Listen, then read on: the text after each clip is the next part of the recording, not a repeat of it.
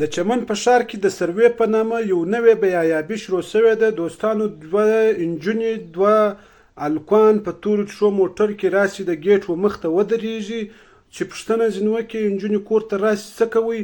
موږ سروې کوو. د چی سروې کوئ؟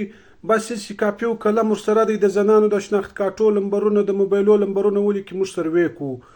وروره موږ در دا سروې تیر یو، موږ دا سروې نه غواړو. زموږ په وطن کې د لوږې دلته خلکو خودکشي وکړي، د اتو میاشتو د چمن پر لت ناست دی، د هغه مطالبه نه ده حل سوې. انجوز والا څنګه دونه زموږ غم اخیستی دي او بیا زما په دې سر نه خلاصېږي. ضلعي انتظامیه هم پر دې خاموشه ده، د کلي مشران هم پر دې خاموشه دي. زموږ په وطن کې بیایابي ولې خپروئ؟ تا لیدلې د انجوز په کیسو زما په خدای که سر خلاصېږي چې پوښتنه ځینې وکړي وایي موږ جوبلیانې ورکوو. جوبلیانې موږ څه کوو؟ ورور زموږ روزګار ایله کوي. زه د دې کلي د مشران څخه خواست کوم چې وروره دا کورو ته دا زنانې مه پرېږدئ په پردي نارینهو سره ورسره یې دوې نجونې دوه الکوان پردی بیایابي ده په کورو وځي او ننوځي د شناخت کارټو لمبرونه لیکي چې پوښتنه ځینې وکړي نه د دې څه یو ثبوت ورسره شته، نه ډیسي دې ته اجازت ورکړی دی، نه انجوز و دې ته اجازت ورکړی دی، نه موږ د انجوز بیان لیدلی دی.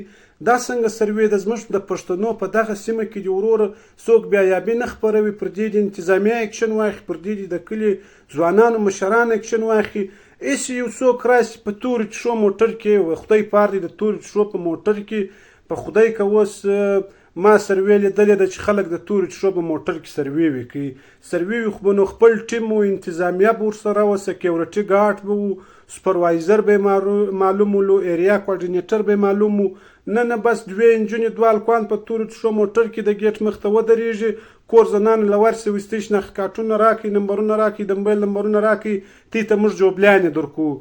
وروره موږ دا جوبلیانې نه غواړو. د سرکاره څخه خواست کوو که تاسې که سرکار دا سروې کوي، که انجوز کوي، که هر څوک کوي، اول خو دې دا بیایابي بنده کړي. دا بیایابي موږ په خپل وطن او علاقه کې نه پرېږدو. وروره سروې چې هر څوک کوي په پرده کې دې وکړي. د سروې خپله طریقه شته، په دا رقم طریقه موږ سروې نه منو نه یې غواړو. که سرکار یا انجوز موږ دونه د روزګار غم اخیستی دی. زموږ د باډر دروازه د اتو میاشتو بنده ده، هغه دې موږ ته رایله کړي. زموږ دلته ځوانانو او زنانو د لوږې څخه خودکشي وکړي، هغه روزګار ولې نه رایله کوئ؟ ستې در دې انجوز در جوبلیانو موږ تېر یو، انتظامیه دې پر دې اکشن واخلي، د کلي مشران دې په دې کې وګوري. دا څوک چې دا خلکو ته دې سزا ورکړي چې پوښتنه ځینې وکړي نه د ډیسي لیټر ورسره شته، نه د یو چا اجازت ورسره شته، نه د انجوز ورقه ورسره شته، پر دنیا شی نشته ورسره. دی وایي زه سروې کوم. د دا رقم خلکو څه وروره پتنې ولاړېږي، عالمان دې پر دې وږایېږي. دا زما پیغام مختوم نشر کوي. دا شناخته خلک پکې لګیا دي، د دې وطن خلک پکې لګیا دي. زما په دې سر نه خلاصېږي. هغه پلرو هغه ورونو ته زاریان یم چې دی خپله خور او لور و بل ته وریله کړي، هغه په موټر په تورو چشو کې د شا په سیټ کې په کلیو په کوڅو ګرځي. پر هغه پلار هم نالت وایم، پر هغه ورور هم نالت وایم چې دی په خور تعلیم د دې دپاره کوي چې په پردي کلیو کوڅو کې خوندې ګرځي. وروره د خپلو خوندو د خپلو مندو عزتونه خوندي کوي په پرده کې چې هر کار د سرکار په اجازه، د مشرانو په اجازه. بیا به انجوز والا چې سروې کول در مخه به و هر علاقې ته خبر ورکړي چې وروره دا سروې د غریبانو لپاره موږ کوو. نه پر دنیا یو رسید ورسره شته، پر دنیا یو شی نشته ورسره. په کلیو په کورو وځي وایي موږ سروې وکړو. د وطن د مشران څخه خواست کوو، د انتظامیې څخه خواست کوو چې وروره پر دې اکشن واخلي. دا څنګه سروې د یو وارې اګاهي مهم وکړي، په دې د خلک خبر کړي. د دې سبب بل ناسور جوړ شوی وي.